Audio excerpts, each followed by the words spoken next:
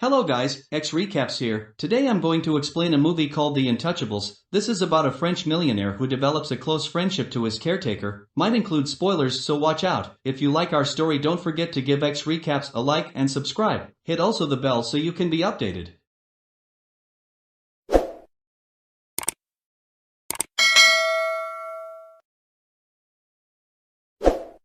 One late night in Paris, Driss is driving his employer Philippe through the city. When waiting in traffic gets too boring, Driss breaks the speed limit and begins driving quite fast, dodging other cars and not caring about traffic signs. This causes the police to go after him, and Driss bets €100 that he can lose them, but after driving under a bridge, the cops catch up by ambushing them from both sides.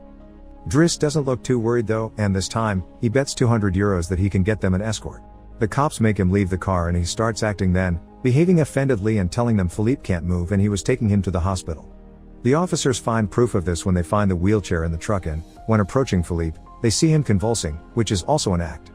Seeing as it's an emergency, the cops forgive Driss for breaking the speed limit and offer themselves as escorts on his way to the hospital.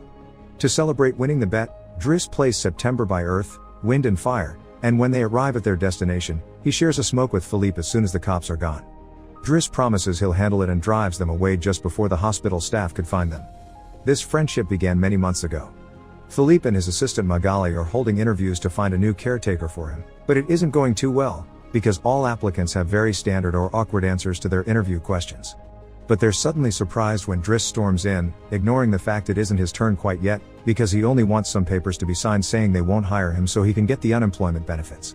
He's blunt and a little rude, even hitting on Magali, but Philippe finds him amusing and asks him to come back the next day for his signed papers.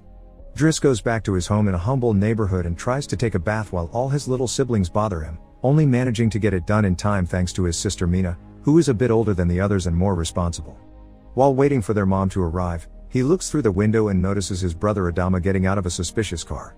When the boy enters the apartment, he just says he was at school and leaves again after grabbing his bag, causing Driss to be even more sure that he's up to something.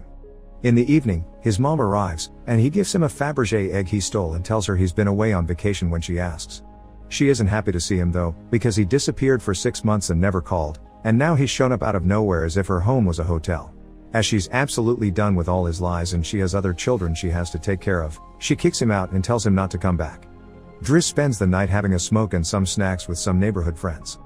The next day, Driss goes back to Philippe's house for his papers, and he's received by the housekeeper Yvonne, who shows him around the place and tells him about Philippe's daily routine. She also shows him the room he would get for himself with his very own bathroom. Driss can't help staring at the bathtub before he's dragged to see Philippe, who offers the signed sheet of paper but also a job opportunity. Driss accepts the 1-month trial, and Philippe tells him he bets he won't last 2 weeks. After bringing his things to his room, Driss is taught how to take care of Philippe. He must learn how to keep his legs stimulated, how to put him in the wheelchair, how to help him shower and change his clothes. Things get awkward when Driss discovers he must put on him some high stockings and even clean his butt after Philippe uses the bathroom, but no matter how much he complains and says he won't do those chores, he ends up accepting them as part of his job. Later in the evening, while he's enjoying a snack on the roof, he's interrupted by Philippe's daughter Elisa and her boyfriend Bastien, who are looking for a private place to make out, and he kicks them both out after refusing to share his beer.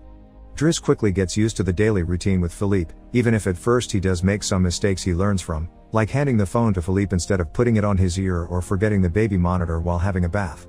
He also learns to organize his mail in different folders, most of the letters he opens for Philippe, but there's a series of private ones he isn't allowed to look at. When he finds a flyer promoting female escorts, he decides to start a file just for those instead of throwing them in the trash as Philippe says.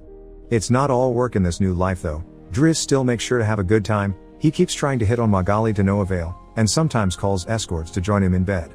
One morning, after Yvonne comes to his room to scold him for being late, she finds some dangerous weapons in his bag, but she doesn't comment on them yet.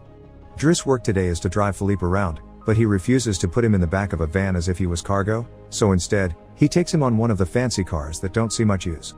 Philippe, who first thinks this isn't suitable and says they should be pragmatic, is soon getting excited at the idea of a faster, less boring ride, although Yvonne still disapproves. When they try to leave the building, there's a neighbor parked at their entrance, ignoring the sign on the door that says it's forbidden. Driss wastes no time and goes after the guy, grabbing him by the front of his shirt and threatening him until he moves the car. Philippe is impressed by his actions, but Yvonne, once again, disapproves. The pair goes to a museum, where Philippe is planning to buy a piece of artwork that Driss considers not worth the money because it's just a red blotch on the canvas. Afterward, Philippe meets with a relative of his, who tells him everyone is worried about Driss since he can be violent. He's also discovered he has a criminal record, but Philippe doesn't care. He appreciates Driss because he doesn't pity him and doesn't mind joking around with him. After another failed attempt at hitting on Magali, Driss has dinner with Yvonne in the kitchen while listening to Philippe dictate a letter to Magali. Claiming it's a private conversation, Yvonne turns off the baby monitor and proceeds to explain what's going on. Philippe is pen pals with a woman called Eleanor. Those are the letters he didn't let Driss open. But he's never met Eleanor in person. Their relationship is purely epistolary. Speaking of love, Driss teases Yvonne for the looks the gardener gives her all the time before going to bed. He's trying to sleep when he hears some weird sounds coming from the baby monitor. Philippe is having trouble breathing. Not being capable to ignore him even if he tries, Driss goes to his room and gently guides him through the attack with soothing words and a wet cloth to wipe his face. Philippe eventually falls asleep, only to wake up again moments later, saying he needs air. This time Driss doesn't hesitate. He puts Philippe on the wheelchair, covers him with blankets, and takes him out for a stroll by the river. This is the first time Philippe has seen Paris at night in a long time, and now he's more relaxed. He explains to Driss that the medicine can only do so much and he sometimes experiences phantom pain. When they see some girls walking by, Philippe also confesses he isn't capable of pleasuring a woman because of his situation, but he still can enjoy some satisfaction when he gets his ears massaged because they are sensitive zones. When the phantom pain threatens to appear again, Driss shares one of his joints with Philippe, who is skeptical at first but ends up loving it. Afterward, they go to a restaurant, where they joke around while sharing a meal, and Philippe decides to share more of his story. He met his wife when they were students, and shortly after they got married, she had 5 miscarriages and was diagnosed with an incurable, terminal illness. That's when they adopted Elisa.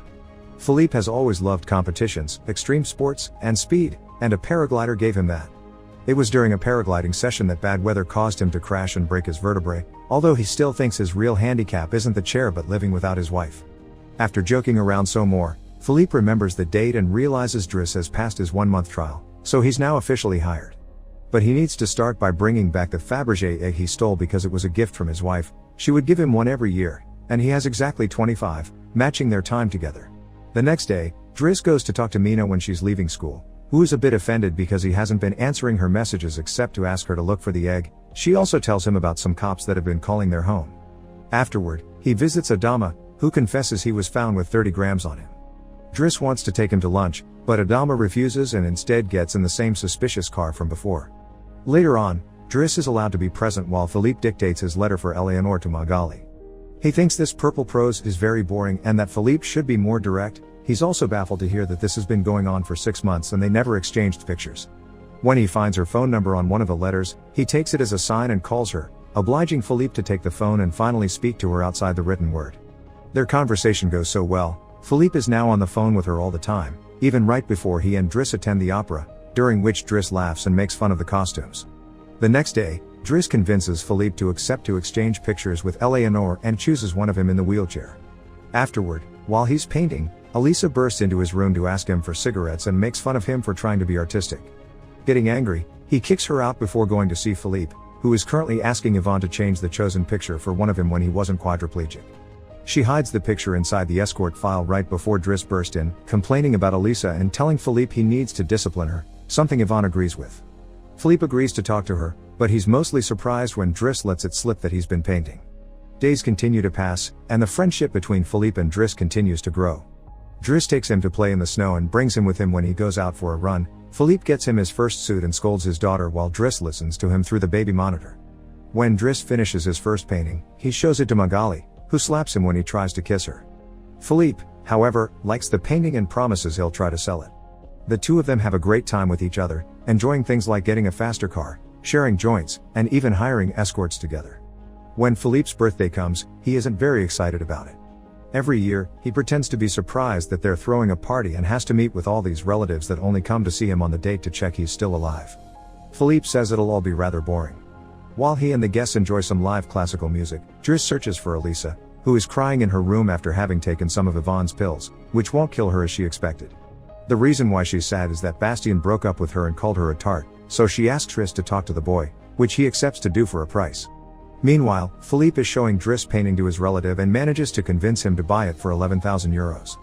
Driss goes back to the dining room and chats with Yvonne, who tells him Magali is in a relationship with someone named Fred, but things are rather rocky at the moment, giving Driss hope. As the party begins to die down, Philippe makes Driss listen to some of the most important songs in classical music history, but he could only joke in response. After the band is done, he brings his iPod and plays Boogie Wonderland by Earth, Wind and Fire before he starts dancing right in the middle of the floor. He's an incredible dancer, and he even convinces the rest of the party to join him and dance with him, which Philippe enjoys watching. Later, when putting Philippe to bed, Driss opens Eleanor's latest letter to him. She sent her picture, showing she's rather pretty, and is telling him they should meet next week when she visits Paris. When the day of the date comes, Yvonne and Driss put Philippe through dozens of outfits until they find the perfect one. And since it's Yvonne the one that will take Philippe to the date, Driss uses his day off to visit Bastien and threatens him until the boy accepts to apologize to Eliza and to bring her croissants every day. He also asks him to fix his hair. Afterward, he visits his mother at work, but only to watch her from afar. At the restaurant, Yvonne and Philippe are waiting for Eleanor, who is very late. After waiting for an hour, Philippe gives up, calls Driss to ask him to take him away, and then leaves the restaurant without noticing Eleanor is arriving at the same time.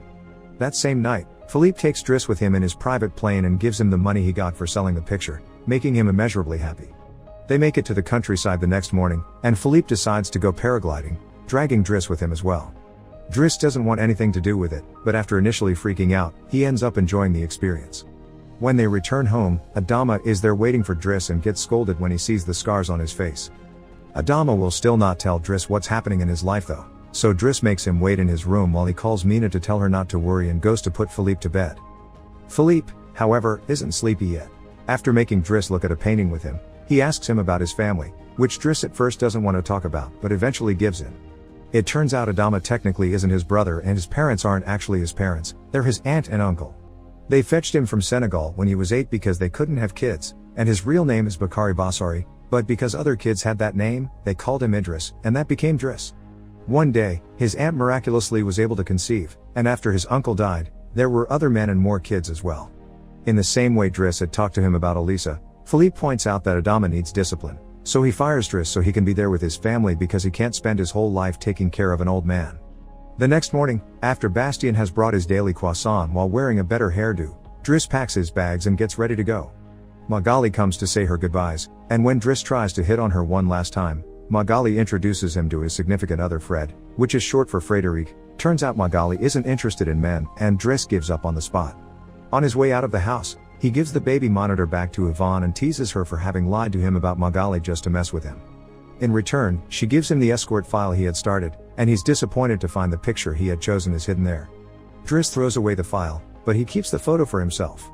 Once outside, he finds a car once again blocking the entrance, so he asks him to move away even if he doesn't work there anymore. When Adama calls him out for it, Driss says it's a matter of principle. A few hours later, the two brothers go pick up their mother at the station while back at the house. Philippe is having his first dinner together with his new caretaker, who is stuffy and boring, and Philippe decides to leave him without even having a bite. Since Yvonne is out on a date with the gardener, nobody is there to scold him for it. As days pass, Driss goes back to his old life. He hangs out with his old friends again and tells the guys from the suspicious car not to bother Adama anymore. When he goes to an interview he doesn't have enough experience for, he manages to win over the employer by calling himself pragmatic and using all the art knowledge he acquired while working for Philippe. This lands him a job as a driver. Philippe continues to dislike his new caretaker and is in a constant bad mood. One night, he refuses anyone in the house to help him with his phantom pain, so Yvonne calls Driss and asks him to come over. That's how they find themselves in the situation from the beginning, with the cops chasing after them first and escorting them to the hospital later. After that little adventure, Driss drives Philippe to the coast, and the sight of the sea helps Philippe calm down. Sometime later, Driss takes care of Philippe's overgrown beard before taking him to a restaurant for lunch, but he doesn't stay, because someone else will be making Philippe company today. Driss wishes him luck and finally gives him back his egg before leaving, and Philippe starts worrying about being alone until he sees who his date is, Eleanor, who is delighted to see him and doesn't mind the chair at all. The real Count Philippe Pozzo di Borgo now lives in Morocco. He has remarried and has 2 daughters. The real Driss, actually called Abdel Yasmin Selou, has his own firm and is also married with 3 children. The 2 men continue to be very close friends to this day.